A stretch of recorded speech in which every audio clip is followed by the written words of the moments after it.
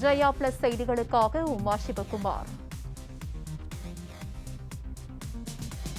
நான் உள்ளரங்கில் தனியாக இருப்பதால் முகக்கவசம் அணியவில்லை. நீங்கள் வெளியே செல்லும் போது கட்டாய முகக்கவசம் அணிந்து செல்லவும். விரிவான செய்திகளை பார்ப்பதற்கு முன்பாக தலைப்புச் செய்திகளை பார்க்கலாம்.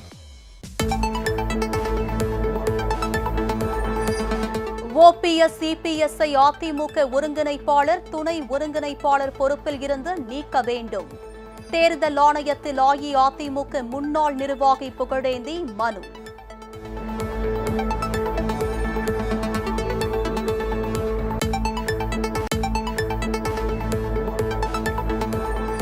பெண் எஸ்பிக்கு பாலியல் தொல்லை கொடுத்த வழக்கு. விழுப்புரம் நீதிமன்றத்தில் நேரில் ஆஜராகாத முன்னாள் சிறப்பு டிஜிபி ராஜேஷ் தாஸுக்கு நீதிபதி கடும் கண்டனம்.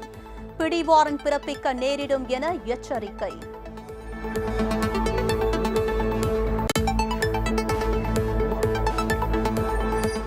தன்னை இனி தல என அழைக்க வேண்டாம். தனது இயற்பெயர் அஜித்குமார் அல்லது ஏகே என்று அழைக்குமாறு அஜித்குமார் வேண்டுகோள்.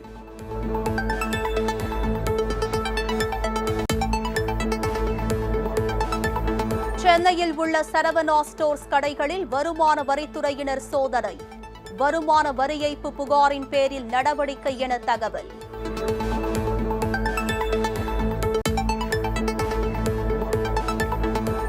புரட்சித் தலைவி அம்மாவின் 5ஆம் ஆண்டு நினைவு தினம் வரும் 5ஆம் தேதி அனுசரிப்பு. மெரினாவில் உள்ள அம்மா நினைவிடத்தில் புரட்சித் தாய் சின்னம்மா அஞ்சலி செலுத்துகிறார்.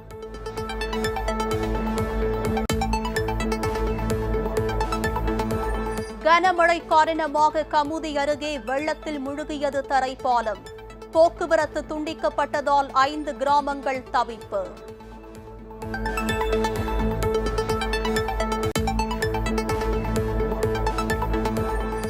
வர்த்தக சிலிண்டர் விலை மீண்டும் அதிகரிப்பு. 101 ரூபாய் உயர்ந்து 2234 ரூபாய்க்கு விற்பனை.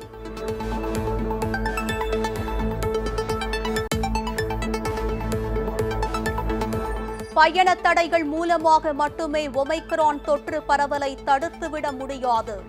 உலகளாவிய சுகாதார முயற்சிகளை மோசமாக பாதிக்கும் என உலக சுகாதார அமைப்பு எச்சரிக்கை.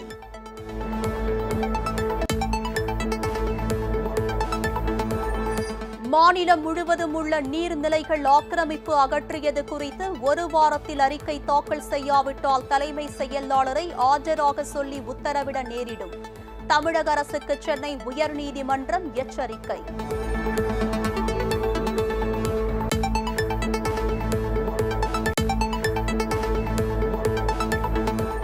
கொரோனா தடுப்பூசி செலுத்திக் கொள்ளாதவர்கள் பொது இடங்களுக்கு வர தடை. கிருஷ்ணகிரி மாவட்ட ஆட்சியர் அறிவிப்பு. விரிவான செய்திகள். மாநிலம் முழுவதும் நீர்நிலைகளை ஆக்கிரமிப்புகளை அகற்றியது குறித்து 1 வாரத்தில் அறிக்கை தாக்கல் செய்யாவிட்டால் தலைமை செயலாளர் ஆஜராக உத்தரவிட நேரிடும் என்று தமிழக அரசுக்கு சென்னை உயர்நீதிமன்றம் எச்சரிக்கை விடுத்திருக்கிறது. சென்னை அருகே சிட்லப்பாக்கம் மற்றும் சித்தாலப்பாக்கம் ஏரிகள், திருவாலங்காடு அருகே தொழுதாவூர் நீர்நிலை, மேல் மருவத்தூர் ஏரி, சோத்துப்பாக்கம் ஏரி, கடலூரில் மாத்தூர் ஏரி உள்ளிட்ட நீர்நிலைகளை பாதுகாக்க கோரிய வழக்குகள் பொறுப்பு தலைமை நீதிபதி முனீஸ்வர்நாத் பண்டாரி, நீதிபதி ஆதி கேசவலு அமர்வில் விசாரணைக்கு வந்தன. இந்த அனைத்து வழக்குகளிலும் தொடர்புடைய ஆக்கிரமிப்புகளையும் அகற்றுவது குறித்த அறிக்கையை தாக்கல் செய்யவும் உத்தரவிட்டு கண்காணிப்போம் என்றும் நீதிபதிகள் அப்போது தெரிவித்தனர். அரசு தரப்பில் ஆக்கிரமிப்புகளை அகற்ற கடுமையான நடவடிக்கைகள் எடுக்கப்படுவதாகவும் இனி ஆக்கிரமிப்புகள் அனுமதிக்கப்படாது என்றும் தெரிவிக்கப்பட்டது. அப்போது சில மனுதாரர்கள் தரப்பில் தனியார் ஆக்கிரமிப்பு மட்டுமின்றி நீர்நிலைகளிலேயே குப்பை கொட்டும் மைதானம், கழிவுநீர் சுத்திகரிப்பு நிலையம், அரசு அலுவலகங்கள், காவல் நிலையங்களை அமைத்து அரசும் ஆக்கிரமித்துள்ளதாக தெரிவித்தனர். இதையடுத்து மாநிலம் முழுவதும் உள்ள நீர்நிலைகள் ஆக்கிரமிப்புகள் குறித்து அறிக்கை தாக்கல் செய்ய வேண்டுமென்ற உத்தரவை நிறைவேற்றி அறிக்கை தாக்கல் செய்ய 1 வார கால அவகாசம் வழங்கி உத்தரவிட்டனர். தவறும் பட்சத்தில் தலைமை செயலாளரை ஆஜராக உத்தரவிட்டு விளக்கம் கேட்க நேரிடும் என்றும் எச்சரித்தனர். 2 ஆண்டுகளுக்கு முன்பு உத்தரவு பிறப்பிக்கப்பட்டுள்ளதால் மேற்கொண்டு எந்த கருணையும் காட்டப்பட மாட்டாது என்றும் நீதிபதிகள் திட்டவட்டமாக தெரிவித்தனர்.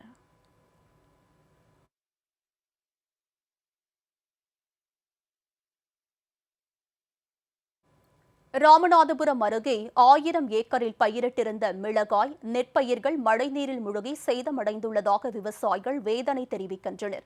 ராமநாதபுரம் மாவட்டம் முதுகளத்தூர் அருகே புஷ்பவனம் கிராமத்தில் 3000 ஏக்கர் பரப்பளவில் விவசாயிகள் மிளகாய், நெற்பயிர்களை மானாவாரி பயிராக பயிரிட்டு உள்ளனர்.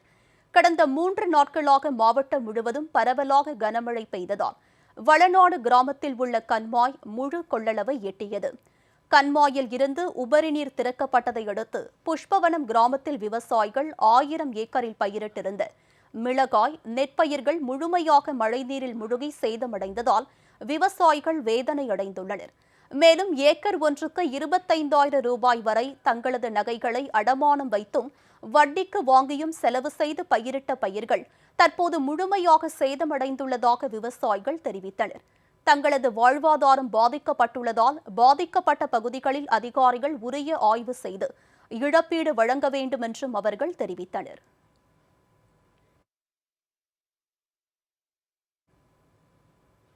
கும்பகோணம் அரசு பொது மருத்துவமனையில் ஒப்பந்த தொழிலாளர்களாக பணியாற்றும் தூய்மை பணியாளர்களில் ஒரு சிலருக்கு மட்டும் கொரோனா நிவாரண நிதி கிடைத்தது. இதனைத் தொடர்ந்து நிவாரண நிதி கிடைக்காத தொழிலாளர்கள் மருத்துவமனை முன்பு குவிந்ததால் பரபரப்பு ஏற்பட்டது. கும்பகோணம் அரசு பொது மருத்துவமனையில் தற்போது 146 நபர்கள் தூய்மை பணியாளர்களாக ஒப்பந்த முறையில் பணியாற்றி வருகின்றனர்.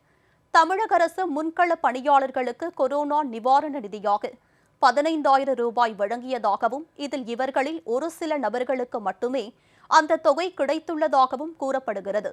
நிவாரண நிதி கிடைக்கப்பெறாத ஒப்பந்த தொழிலாளர்கள் தங்களுக்கும் நிவாரணத் தொகை வழங்க கோரி அரசு மருத்துவமனை அலுவலகம் முன்பு குவிந்தனர்.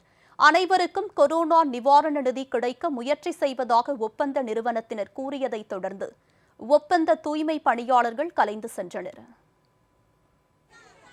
108 பேர் பழைய ஆளுங்க வேலை பார்க்குறோம். அந்த 108 பேருக்கு மட்டும்தான் ஊழியம் வந்திருக்குன்னு ஜேடி அம்மா சொல்கிறாங்க. ஆனால் இங்கே மேனேஜரு 146 பேருக்கும் ஊழியம் தரேன்னு சொல்கிறாங்க. அதுக்கு எங்களுக்கு அவங்க கொடுக்குறபடி கொடுக்கணும், எங்களுக்கும் கொடுக்கணும் சார். அதுதான் நாங்கள் கோரிக்கை கேட்குறோம். ஆனால் அவங்க ஏற்பாடு பண்ண மாட்டுறாங்க எங்கள் மேனேஜரு. ஆனால் கொரோனாவில் வேலை பார்த்தோம், இவ்வளோ பேர் வேலை பார்த்தோம். ஆனால் எங்களுக்குன்னு இன்ன வரைக்கும் ஒன்று கூட செஞ்சது கிடையாது சார். கொரோனாவில் 2 பேர் செத்துட்டாங்க சார் எங்கள் வேலை செய்கிறவங்க. ஆனால் அது கூட இன்ன வரைக்கும் அந்த பொண்ணுக்கு எந்த நடவடிக்கையும் எடுக்கல சார். எங்களுக்கு ஏதாவது செய்யணும், அவ்வளோதான் சார் வேண்டுகோள் பண்ணிக்கிறோம். வணிக பயன்பாட்டிற்கு பயன்படுத்தும் கேஸ் சிலிண்டர் விலையை குறைக்காவிடில் தமிழகத்தில் போராட்டம் வெடிக்கும் என்று சென்னை ஓட்டல் உரிமையாளர்கள் சங்க செயலாளர் திரு ராஜ்குமார் ஜெயா பிளஸ் தொலைக்காட்சிக்கு அளித்த பிரத்யேக பேட்டியில் தெரிவித்தார். ஏற்கனவே 3 ஆண்டுகளாக நாட்டில் நிலவி வரும் பண மதிப்பிழப்பு, ஜிஎஸ்டி, கொரோனா பெருந்தொற்று காரணமாக ஏற்பட்டுள்ள பாதிப்புகளில் இருந்து இன்னும் மீண்டு வர முடியாத சூழலில் இதுபோன்ற விலை உயர்வால் உணவகங்களை நடத்த முடியாத சூழல் உள்ளதாக அவர் குறிப்பிட்டார். கடந்த 3 ஆண்டு கால நடவடிக்கைகள், பண மதிப்பிழப்பீடு, அதன் பின்னர் ஜிஎஸ்டி வரி விதிப்பு, மூன்றாவதாக இந்த எரிவாயு விலையேற்றம், இந்த 3ம் உணவக உரிமையாளர்களை நசித்துக் கொண்டிருக்கிறது என்பதுதான் உண்மை. அதுவும் கொரோனா பெருந்தொற்று மிக பெரும் அளவில் அதனால் உணவகங்கள் பாதிக்கப்பட்டு முதல் அலையிலே ஏறத்தாழ 4 மாதங்கள் மூடப்பட்டிருந்தன.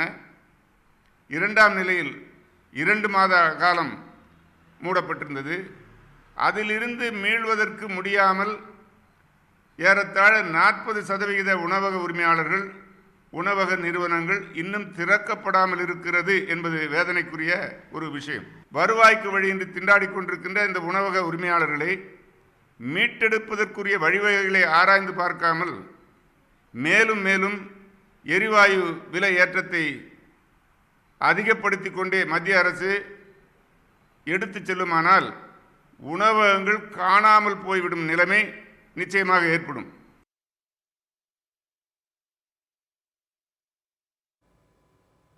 புரட்சித் தலைவி அம்மாவின் 5ஆம் ஆண்டு நினைவு தினத்தையொட்டி வரும் 5ஆம் தேதியன்று சென்னை மெரினா கடற்கரையில் உள்ள அம்மா நினைவிடத்தில் புரட்சித்தாய் சின்னம்மா நேரில் சென்று அஞ்சலி செலுத்துகிறார்.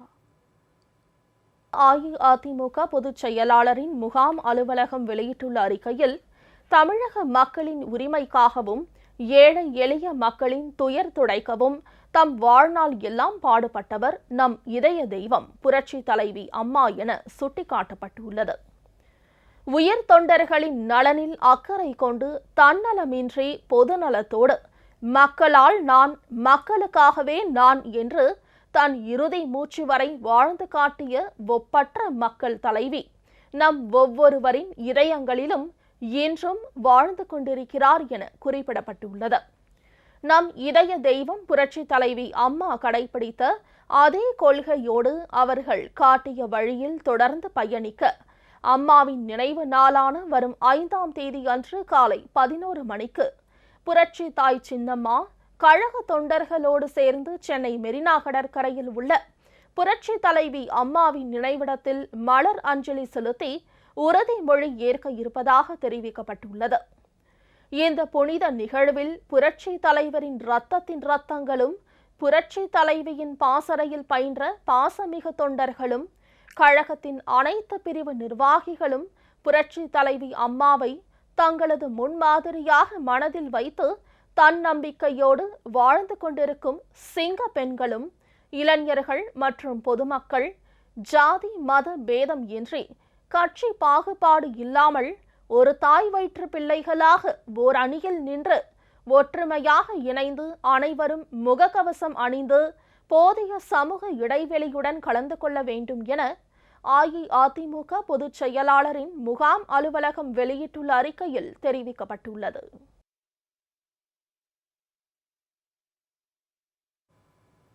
இனிவரும் காலங்களில் தன்னை பற்றி எழுதும் போதோ குறிப்பிடும் போதோ தல என அழைக்க வேண்டாம் என நடிகர் அஜித்குமார் கேட்டுக் கொண்டுள்ளார். இதுகுறித்து நடிகர் அஜித்குமார் தரப்பில் வெளியிடப்பட்டுள்ள செய்திக்குறிப்பில் தன்னை பற்றி எழுதும் போதோ குறிப்பிடும் போதோ தனது இயற்பெயரான அஜித்குமார் மற்றும் அஜித் என்றோ அல்லது ஏகே என குறிப்பிட்டால் போதுமானது என்று தெரிவித்துள்ளார். மேலும் தல என்றோ வேறு ஏதாவது பட்ட பெயர்களையோ குறிப்பிட்டு அழைக்க வேண்டாம் என்றும் அவர் வேண்டுகோள் விடுத்துள்ளார். பெண் எஸ்பிக்கு பாலியல் தொல்லை கொடுத்த வழக்கில் விழுப்புரம் நீதிமன்றத்தில் நேரில் ஆஜராகாத முன்னாள் சிறப்பு டிஜிபி ராஜேஷ் தாஸுக்கு கடும் கண்டனம் தெரிவித்துள்ள நீதிபதி பிடிவாரண்ட் பிறப்பிக்க நேரிடும் என்று எச்சரித்துள்ளார். பெண் எஸ்பிக்கு பாலியல் தொல்லை அளித்த வழக்கில் முன்னாள் சிறப்பு டிஜிபி ராஜேஷ் தாஸ், செங்கல்பட்டு முன்னாள் எஸ்பி கண்ணன் ஆகிய இருவரும் பணியிடை நீக்கம் செய்யப்பட்டுள்ளனர். இருவருக்கும் குற்றப்பத்திரிகை நகல் வழங்கப்பட்டு ஜாமீன் வழங்கப்பட்டுள்ளது. இந்த வழக்கில் பாதிக்கப்பட்ட பெண் எஸ்பி தனது கணவருடன் கடந்த மாதம் 11ஆம் தேதி விழுப்புரம் நீதிமன்றத்தில் ஆஜராகி சுமார் 8 மணி நேரம் நீதிபதியிடம் சாட்சியம் அளித்தார். பெண் எஸ்பியிடம் குறுக்கு விசாரணை நடத்த வேண்டும் என ராஜேஷ் தாஸ் தரப்பு விடுத்த கோரிக்கையை ஏற்று பெண் எஸ்பி இன்று ஆஜராக விழுப்புரம் நீதிமன்றம் உத்தரவிட்டது. இதன்படி பாதிக்கப்பட்ட பெண் எஸ்பி நேரில் ஆஜரானார். அதேபோல முன்னாள் செங்கல்பட்டு எஸ்பி கண்ணனும் ஆஜரானார். முன்னாள் சிறப்பு டிஜிபி ராஜேஷ் தாஸ் ஆஜராகவில்லை. பெண் எஸ்பியிடம் ராஜேஷ் தாஸ் தரப்பு குறுக்கு விசாரணையை தொடங்கலாம் என்று நீதிபதி கூறினார். அப்போது மூத்த வழக்கறிஞர்கள் வராததால் மற்றொரு நாளில் குறுக்கு விசாரணை செய்ய அனுமதிக்க வேண்டும் என்று ராஜேஷ் தாஸ் தரப்பில் ஆஜரான வழக்கறிஞர் கோரிக்கை விடுத்தார். இதனால் கோபமடைந்த நீதிபதி திரு கோபிநாதன் ஆரம்பத்தில் இருந்தே வழக்கு விசாரணையை தாமதப்படுத்தும் முயற்சியில் ஈடுபட்டு வருவதாகவும் தொடர்ந்து இதே நிலை நீடித்தால் ராஜேஷ் தாஸுக்கு பிடிவாரண்ட் பிறப்பிக்க நேரிடும் என்று கூறி எச்சரித்தார். இதன் பின்னர் பாதிக்கப்பட்ட பெண் எஸ்பியிடம் முன்னாள் செங்கல்பட்டு எஸ்பி கண்ணன் தரப்பு வழக்கறிஞர்கள் சுமார் 2.5 மணி நேரத்திற்கு மேலாக குறுக்கு விசாரணை நடத்தினர். நாகை விழுப்புரம் 4 வழிச்சாலை விரிவாக்க பணிக்காக கையகப்படுத்தப்பட்ட நிலத்திற்கு குறைந்த இழப்பீடு வழங்கப்பட்டதை கண்டித்து சாலை பணிகளை தடுத்து நிறுத்திய பொதுமக்கள் ஆர்ப்பாட்டத்தில் ஈடுபட்டனர். விழுப்புரம் நாகப்பட்டினம் 4 வழிச்சாலை விரிவாக்க பணிகள் நடைபெற்று வருகின்றன. இந்நிலையில் மயிலாடுதுறை மாவட்டம் சீர்காழி அருகே மேல செங்கமேடு பகுதியில் 4 வழிச்சாலை விரிவாக்க பணிக்காக நிலங்கள் கையகப்படுத்தும் பணிகளை மேற்கொள்வதற்காக ஒப்பந்ததாரர்கள் மற்றும் ஊழியர்கள் பொக்லைன் இயந்திரத்துடன் சென்றனர். இதனை அறிந்த அப்பகுதியைச் சேர்ந்த மக்கள் பணிகளை தடுத்து நிறுத்தி பொக்லைன் இயந்திரத்தின் மீது ஏறி ஆர்ப்பாட்டத்தில் ஈடுபட்டனர். 4 வழிச்சாலைக்காக கையகப்படுத்தப்பட்ட நிலத்திற்கு சதுர மீட்டருக்கு 240 ரூபாய் மட்டுமே இழப்பீடு வழங்கப்படுவதாகவும் சதுர மீட்டருக்கு 40,000 ரூபாய் வழங்க வேண்டும் என்று கோரி அவர்கள் முழக்கங்களை எழுப்பினர். கன்னியாகுமரி மாவட்டத்தில் சாலைகள் செப்பனிடப்படாததால் விபத்துகளில் சிக்கி உயிருக்கு போராடுபவர்களை 108 ஆம்புலன்ஸில் மருத்துவமனைக்கு கொண்டு செல்லும் போது ஆம்புலன்ஸ் வாகனத்திலேயே உயிரிழப்பு சம்பவங்கள் நடந்து வருவது அதிர்ச்சியை ஏற்படுத்தியிருக்கிறது. கன்னியாகுமரி மாவட்டத்தில் தேசிய நெடுஞ்சாலைகள் முதல் மாநகராட்சி, நகராட்சி சாலைகள் வரை எதிலும் சீரமைப்பு பணிகள் நடைபெறவில்லை. இதனால் சாலைகள் குண்டும் குழியுமாக மாறியுள்ளது.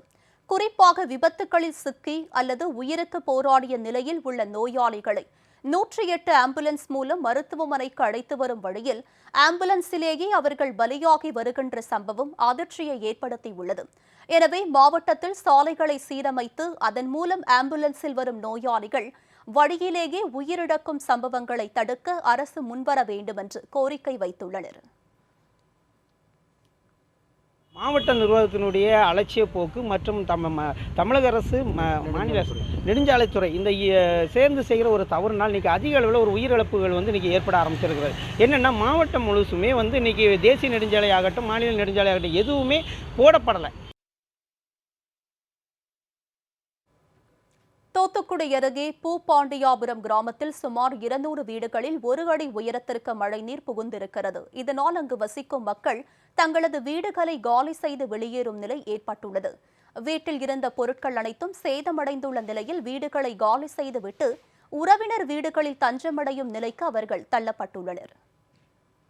இதுக்கு மேலே தண்ணி இருக்குது, நடவடிக்கை யாரும் எடுக்க மாட்டேங்காங்க. நாங்களும் நிறைய தடவை சொல்லி பார்த்துட்டோம், எந்த போராட்டமும் எடுக்கிற மாதிரி தெரியல. மாநகராட்சி தான் கவனிக்காங்க, பஞ்சாயத்து யாருமே கவனிக்க மாட்டேங்காங்க. நாங்கள் ஒரு பால் பாக்கெட் வாங்குறதா இருக்கட்டும், ஒரு காய்கறி வாங்குறதா இருக்கட்டும், நாங்கள் வெளியில் எங்கேயுமே போக முடியல. எங்களால் பிள்ளைகளை வச்சு ரொம்ப கஷ்டப்பட்டு இருக்காங்க. தண்ணிக்குள்ளே ரொம்ப புழுவாயிடுச்சு, பூச்சியாக இருக்குது, நோய் வேற வருது. இப்போ புது நோய் வேற வருது. நாங்கள் நோய் நாங்கள் ஃபுல்லாகிட்டோம்னா நாங்கள் ஒன்றும் பண்ண முடியாது. அதுக்கு நீங்கள் வீடு வாடகைக்கும் கிடைக்க மாட்டேங்கி. நாங்கள் வீடு எல்லாத்தையும் எடுத்து போட்டோம், வாடகைக்கும் கிடைக்க மாட்டேங்கி. சாப்பாடு கூட எங்களால் பொங்க முடியல, யாரும் சாப்பாடும் கொடுக்க மாட்டேங்காங்க.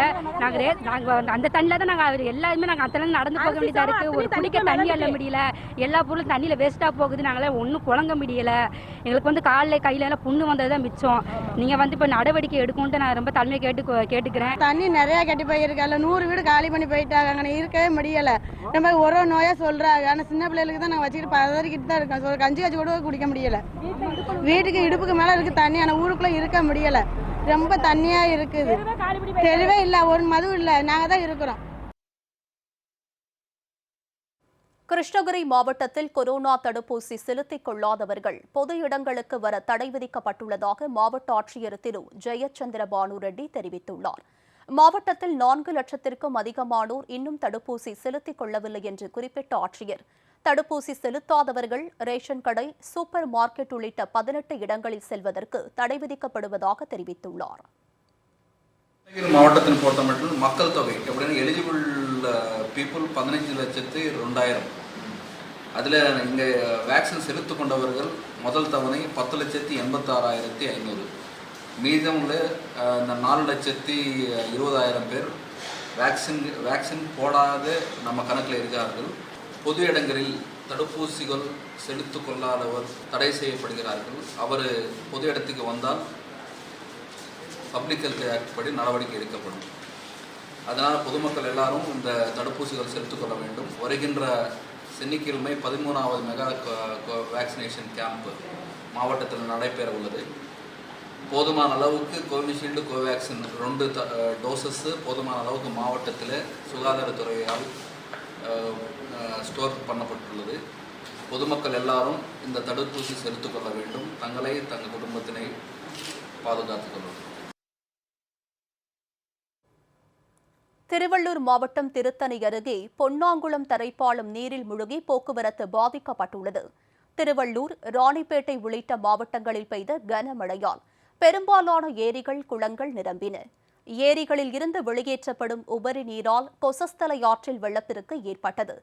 காவேரிப்பாக்கம் கொசஸ்தலை ஆற்றில் இருந்து வரும் வெள்ள நீரால் திருத்தணி அடுத்த திருவாலங்காடு ஒன்றியத்திற்கு உட்பட்ட பொன்னாங்குளம் கிராமத்தில் உள்ள தரைப்பாலம் முழுகியது.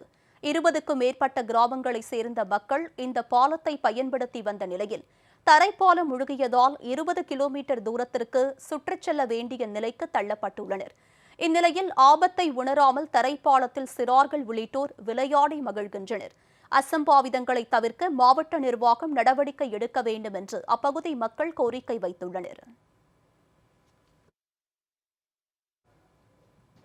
பனங்கருப்பட்டி, அச்சு வெல்லம், நாட்டு சர்க்கரை உற்பத்தி செய்யும் நிறுவனங்கள் உடலுக்கு தீங்கு தரும் ரசாயனங்களை பயன்படுத்தியது தெரியவந்தால் அவர்கள் மீது நடவடிக்கை எடுக்குமாறு மாவட்ட ஆட்சியர்களுக்கு உணவு பாதுகாப்புத்துறை உத்தரவு பிறப்பித்திருக்கிறது.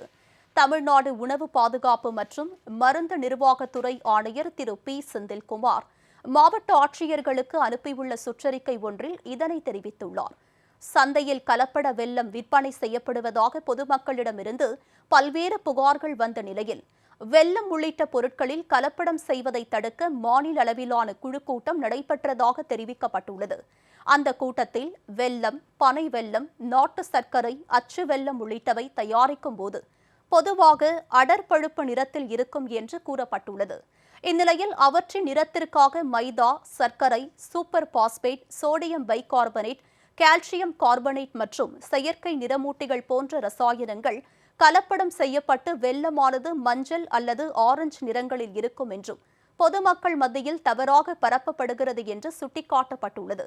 இதனிடையே வெல்லம், பனை வெல்லம், அச்சு வெல்லம் உள்ளிட்டவை தயாரிக்கக்கூடிய ஆலைகளில் மாவட்ட ஆட்சியர்கள் ஆய்வு மேற்கொண்டு கலப்படம் செய்யப்படவில்லை என்பதை உறுதி செய்ய வேண்டும் என்றும் அறிவுறுத்தப்பட்டுள்ளது. மேலும் பொதுமக்களிடமிருந்து வரும் புகார்கள் மீது நடவடிக்கை எடுப்பதுடன் உற்பத்தி நிலையங்களில் சிசிடிவி கேமரா பொருத்தப்பட்டுள்ளதை உறுதி செய்ய வேண்டும் என்றும் தமிழக உணவு பாதுகாப்புத்துறை தெரிவித்திருக்கிறது.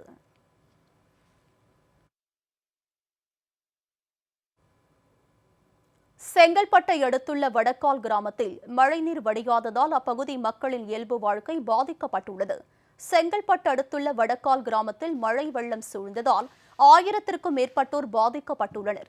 வீடுகளை விட்டு வெளியே வர முடியாமல் தவித்து வரும் நிலையில் மாவட்ட நிர்வாகம் சார்பில் மீட்பு மற்றும் நிவாரண நடவடிக்கைகள் மேற்கொள்ளப்படவில்லை என்று குற்றம் சாட்டியுள்ளனர்.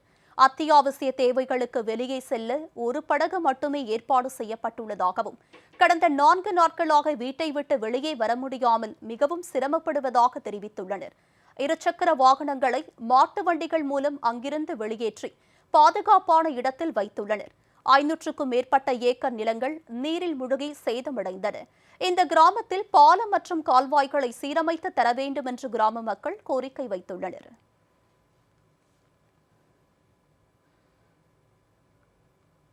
தூத்துக்குடி மாவட்டம் சாத்தான்குளம் அருகே குளத்தில் இருந்து திறக்கப்பட்ட உபரி நீர் 3 கிராமங்களுக்குள் புகுந்து 5000 ஏக்கரில் பயிரிடப்பட்டிருந்த வாழை மற்றும் நெற்பயிர்கள் சேதமடைந்துள்ளன. தூத்துக்குடி மாவட்டத்தில் தொடர் கனமழையால் அங்குள்ள கடம்பாக்குளம் நிரம்பியிருக்கிறது. இதன் காரணமாக உபரிநீர் திறந்துவிடப்படுகிறது. இந்த உபரிநீர் வடிகால்கள் வழியாக கடலில் சென்று கலப்பது வழக்கம். ஆனால் இந்த வடிகால்கள் முறையாக தூர்வாரப்படாததால் கடம்பாக்குளத்தில் இருந்து திறந்து விடப்பட்ட உபரிநீர் திருச்செந்தூர் அருகே உள்ள வெள்ளக்கோவில், வறண்டியவேல், கோபாலபுரம் போன்ற கிராமங்களில் விளை நிலங்களுக்குள் புகுந்தது. இதனால் 5000 ஏக்கரில் பயிரிடப்பட்டிருந்த வாழை மற்றும் நெற்பயிர்கள் மழைநீரில் முழுகி சேதமடைந்துள்ளன.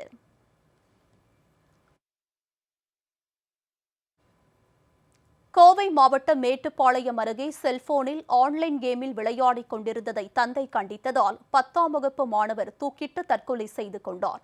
மேட்டுப்பாளையத்தை அடுத்துள்ள சிறுமுகை இலுப்பநத்தம் பகுதியைச் சேர்ந்தவர் உமா மகேஸ்வரி. இவரது கணவர் ரங்கராஜ் இலுப்பநத்தம் திருவள்ளுவர் நகரில் தங்கியிருந்து சொந்தமாக டாக்ஸி ஓட்டி வருகிறார். இவர்களது 15 வயது மகன் நிகேஷ் சிறுமுகை பகுதியில் தனியார் பள்ளியில் 10ஆம் வகுப்பு பயின்று வந்தார். தந்தை வாங்கிக் கொடுத்த செல்போனில் அதிக நேரம் விளையாடிக் கொண்டிருந்ததாக கூறப்படுகிறது. இதனை அவரது தந்தை கண்டித்ததுடன் செல்போனை பெற்றுக்கொண்டு கேரளாவுக்கு சென்றுள்ளார். இந்நிலையில் நேற்று பள்ளிக்கு சென்றுவிட்டு மாலை வீடு திரும்பிய மாணவர் நிகேஷ் வீட்டில் யாரும் இல்லாத நேரத்தில் சேலையில் தூக்கிட்டு தற்கொலை செய்து கொண்டார். இந்த சம்பவம் குறித்து சிறுமுகை போலீசார் வழக்கு பதிவு செய்து விசாரணை மேற்கொண்டு வருகின்றனர்.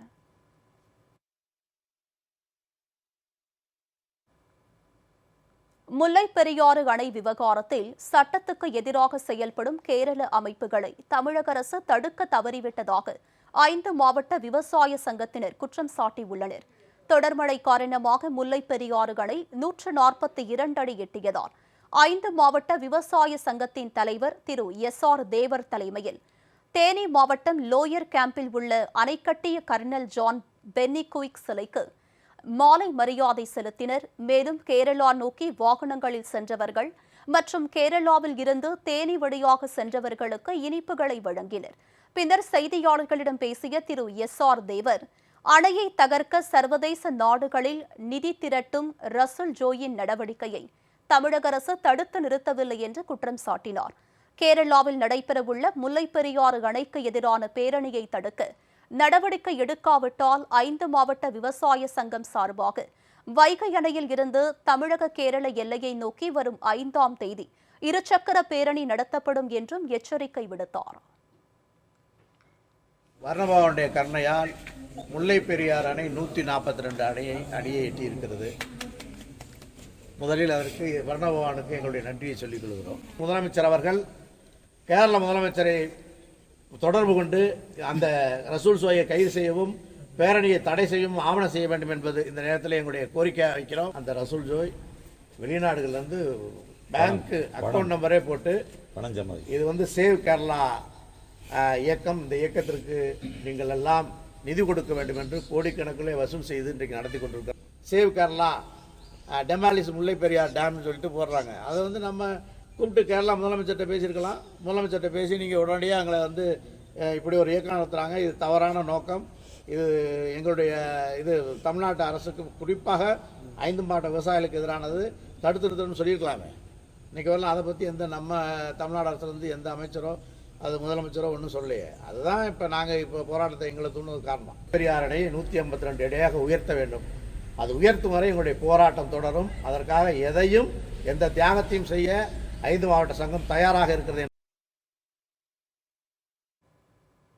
மதுரையில் பெய்து வரும் மழையால் மேலூர் சுற்றுவட்டார பகுதியில் உள்ள கிராமங்கள் வெள்ளக்காடாய் காட்சியளிக்கின்றன. வீடுகளுக்குள் தண்ணீர் தேங்கியுள்ளதால் இரவில் உறங்க முடியாமல் பொதுமக்கள் தவித்து வருகின்றனர். மதுரை மாவட்டத்தில் பெய்து வரும் தொடர் மழையின் காரணமாக மேலூர் தொகுதி மேலவளவு ஊராட்சிக்கு உட்பட்ட கைலம்பட்டி கிராமத்தில் ஒடுங்கான்குளம் கண்மாயில் வெள்ளப்பெருக்கு ஏற்பட்டு வெள்ளநீர் குடியிருப்பு பகுதியில் புகுந்திருக்கிறது. கம்பூர் ஊராட்சிக்கு உட்பட்ட கோவில்பட்டி, புங்கம்பட்டி ஊராட்சிக்கு உட்பட்ட வெளுத்துப்பட்டி, கீழவளவு ஊராட்சிக்கு உட்பட்ட வாட்சான்பட்டி, வஞ்சிநகரம் ஊராட்சிக்கு உட்பட்ட நெல்லுகுண்டுப்பட்டி உள்பட பல்வேறு கிராமங்களில் வெள்ளநீர் குடியிருப்பு பகுதிகளை சூழ்ந்து கொண்டது. 10க்கும் மேற்பட்ட வீடுகளின் சுவர்கள் இடிந்து விழுந்தன. பொதுமக்கள் இரவு முழுவதிலும் தூங்காமல் அச்சத்துடன் விழித்திருக்க வேண்டிய நிலைக்கு தள்ளப்பட்டுள்ளனர். மேலும் வெள்ளப்பெருக்கு ஏற்பட்டு விவசாய நிலங்களில் வெள்ளநீர் பாய்ந்ததால் 100க்கும் மேற்பட்ட ஏக்கர் நெற்பயிர்கள் பாதிக்கப்பட்டுள்ளன.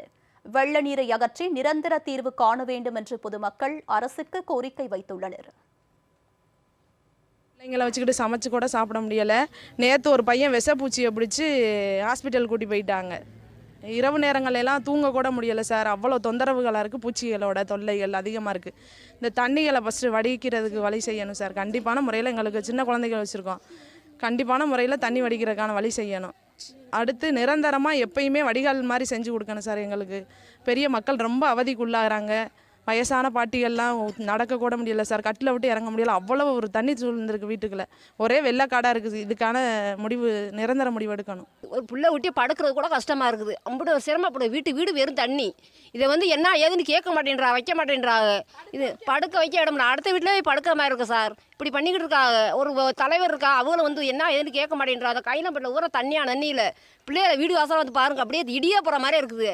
நாளைக்கு ஒரு சேதமாக இருந்தால் என்ன செய்யறது? பிள்ளை வீட்டில் நாங்கள் வச்சுட்டு எங்கிட்ட இப்போ நாங்கள் காப்பாற்ற முடியும்? இது என்னாட ஏற்பட பண்ண மாட்டேன்றாங்க. இப்படி நாங்கள் கஷ்டப்பட்டு அன்னைக்கு பூரா வேலை ஆற்றுலேருந்து அது நுடைக்கு படுக்க கூட நீதி இல்லாமல் இருக்குது. அடுத்த வீட்டில் போய் படுக்க முடியுமா? படுக்க விடுவாளா சார்? இப்படி பண்ணுறாங்க. அது என்ன ஏன்னு இப்போ அடித்து எத்தனை போன்னு அடித்து அடிக்கிறதுக்கு இன்னும் யாருன்னு கேட்கவே இல்லைண்ணே. இந்த கையில் முடிக்க வரல. நல்ல வீடு எங்களுக்கு புது வீடாக கட்டி கொடுக்க சொல்லலை. இந்த மழை தண்ணியை காலி பண்ணிட்டு நான் சமைச்சு கஞ்சி குடிக்கிற அளவுக்கு படுக்க இடம் விடுங்க. அதுதாங்க சார். வேறு மற்றது நாங்கள் எதுவும் பேசலை சார். உட்கார இடம் இல்லை, நிற்க இடம் இல்லை. பிள்ளை ஊட்டி அம்புட்டும் கஷ்டப்படுது. யாரும் எதுவும் கண்டுக்கிற மாட்டேன்றாங்க. தலைவர்கிட்ட சொன்னால் எதுவும் கண்டுக்கல. விவசாய பொருட்களுக்கான சட்டத்தை இயற்றி குறைந்தபட்ச ஆதரவு விலை சட்டத்தை தொடர்வதை உறுதி செய்ய வேண்டும் என மத்திய அரசை ஐக்கிய விவசாயிகள் சங்கத்தினர் வலியுறுத்தியுள்ளனர். இது தொடர்பாக பிரதமர் திரு நரேந்திர மோடிக்கு ஐக்கிய விவசாயிகள் சங்கம் கோரிக்கை கடிதம் ஒன்றை எழுதியுள்ளனர். அதில் விவசாய பொருட்களுக்கான சட்டத்தை இயற்றுவதன் மூலம் குறைந்தபட்ச ஆதரவு விலை சட்டத்தை தொடர்வதை உறுதி செய்ய வேண்டும் என்று கேட்டுக் கொண்டுள்ளனர். இரண்டாவதாக புதிய மின் சட்டத்தை ரத்து செய்ய வேண்டும் என்றும் உழவர் இயக்கத்தின் போது உயிர் நீத்த 750 விவசாயிகளின் குடும்பத்தினருக்கு இழப்பீடு வழங்க வேண்டும் என்றும் கோரிக்கை விடுத்துள்ளனர். விவசாயிகள் சங்க தலைவர்கள் மீது தொடரப்பட்ட அனைத்து கிரிமினல் வழக்குகளும் ரத்து செய்யப்பட வேண்டும் என்றும் பிரதமர் திரு நரேந்திர மோடிக்கு ஐக்கிய விவசாயிகள் சங்கம் கோரிக்கை விடுத்துள்ளனர். தொடர்ந்து தினம் ஒரு திருக்கோவில் நிகழ்வை பார்க்கலாம். ஒரு சிறிய இடைவேளைக்கு பிறகு